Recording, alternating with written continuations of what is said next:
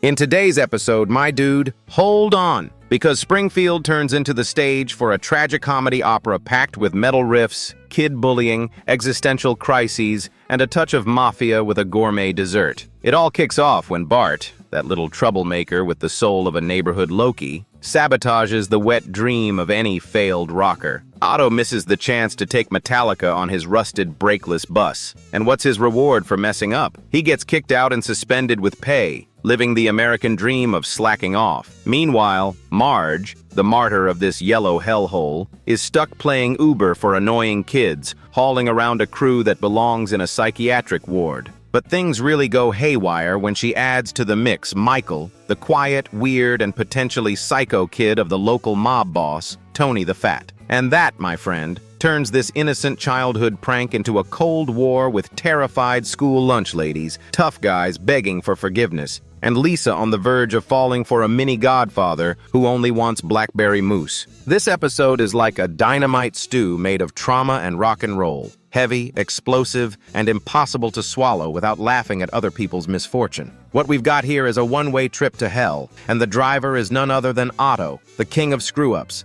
the god of rock lost on the road of life. Bart, the eternal saboteur of other people's plans, kicks off the horror show by blocking Lisa's seat with his skateboard like it's the Berlin Wall. As if that wasn't enough, she complains to Otto, and instead of acting like an adult, he decides, I either help you or I keep rocking. And of course, he picks the music, because who wouldn't pick their playlist while 1,000 kids emotionally destroy them on a bus? Talk about emotional maturity, right? But the drama doesn't end there. Lisa, as mad as a pressure cooker, rips off Otto's headphones and breaks his player, basically telling him, you don't deserve to listen to good music, loser. Otto, poor guy, spirals into such a deep existential crisis, he might as well be a road philosopher. He even starts hitting things, as if physical pain is the only thing keeping him grounded in reality. Seriously, who hasn't wanted to smash the bus window with their head after a terrible day? Otto is all of us. And then, my buddy, things really go south. Bart, the terror on legs, suggests they sing, because of course there's no better way to resolve conflicts than by singing about farts.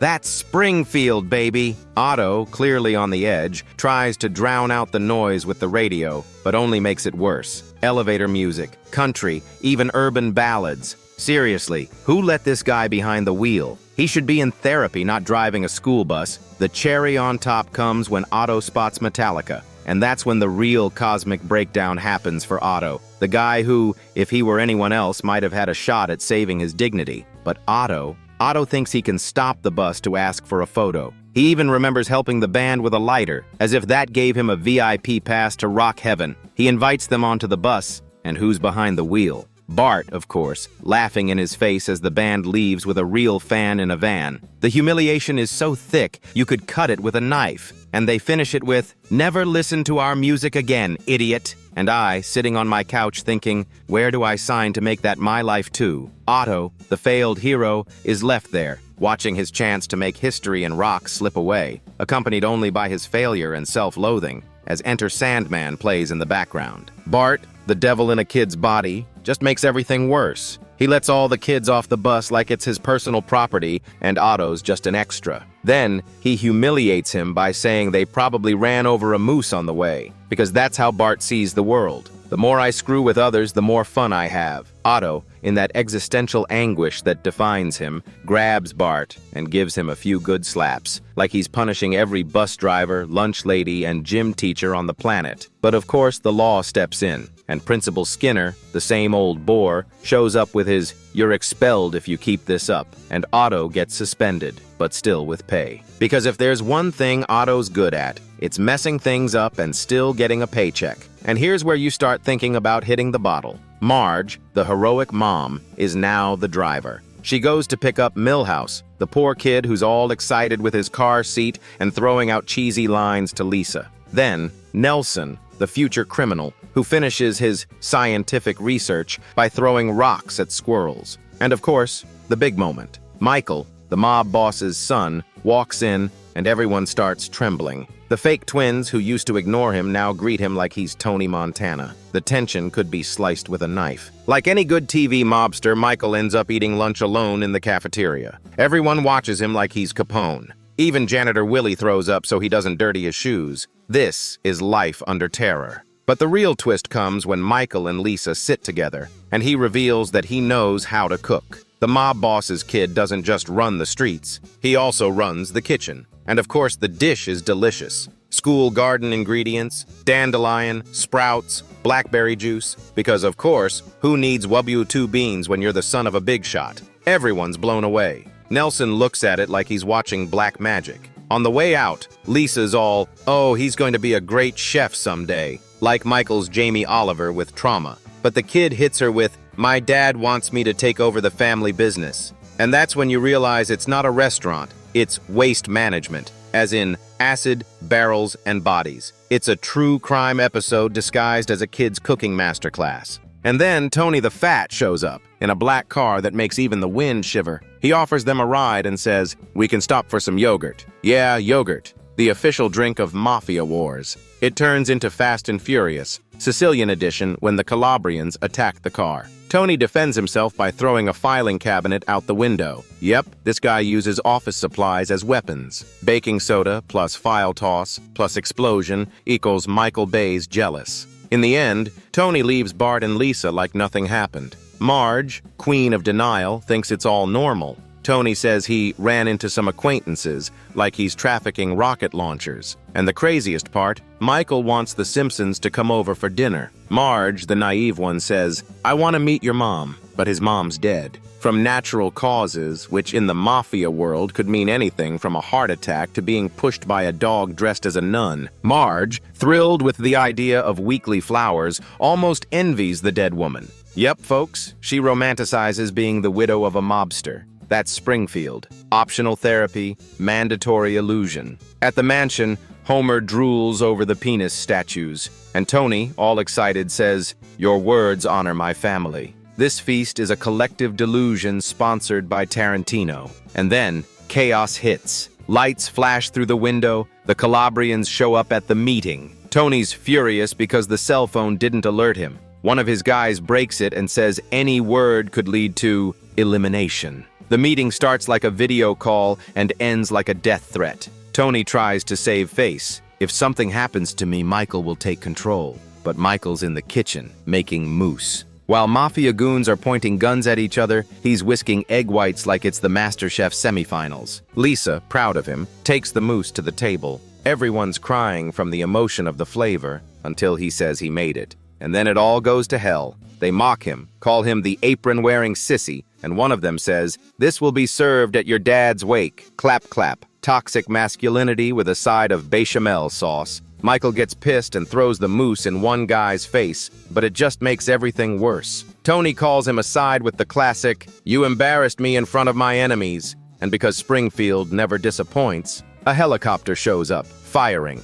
Tony gets shot, the banquet ends in a shootout, and the climax comes with the legendary line, maybe the mousse wasn't such a good idea. Tony ends up in the hospital, more paralyzed than a politician in an investigation. He can't talk, blink, or write. The Calabrians smell the empty throne. And meanwhile, Homer imagines his head being buried and refuses to help Marge save the kids from a burning house. Because yeah, he's in a mental sketch. The man is literally lost in his stupidity. Michael, the son of the feared Tony Fat, is feeling on top of the world, sitting with his dad's goons, trying to figure out what to do with his life. Because yeah, being a mafia heir seems like all glamour and trash. One of the goons, probably desperate for a role in the script, suggests he take over his dad's business. Of course, nothing screams responsible adult like managing garbage and trying to control the demise of other people's souls. But in his moment of desperation, Michael, like any good young guy going through a crisis, has no idea what to do.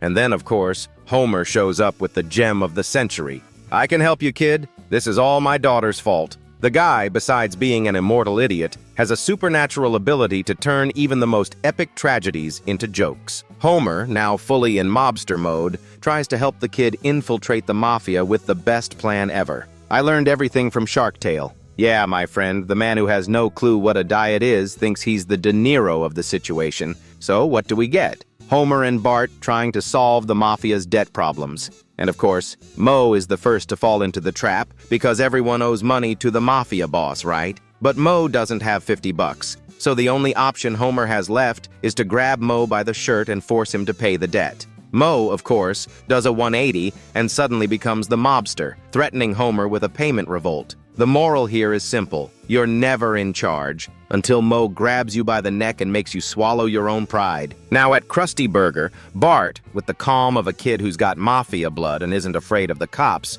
walks in and tells the clown that Tony Fat hasn't received his payment. What happens? Krusty tries to justify himself with the excuse of, "Oh, this month the money's tight," but he doesn't realize the mobster doesn't have time for excuses. Bart's response? He tells his goons to go after Krusty, and you can hear the clown's screams of terror from outside because, let's face it, being a clown is more dangerous than it looks in Springfield. And of course, after a truckload of vans mysteriously show up at the Simpson house, maybe dropped by a stork, who knows, Homer makes the huge mistake of sitting in the garage with the mafia goons while Marge has a meltdown over a minor issue with Father Lovejoy. The family crisis couldn't be more surreal. As if that wasn't enough, Ned Flanders, the mafia's favorite target, enters to pay a phone bill, not knowing he's about to get massacred over a postal mistake. When Homer and Bart start making jokes with weapons in hand, Michael gets terrified seeing how the mafia circus works at the Simpson house. And what does the poor kid do? He checks out of the game,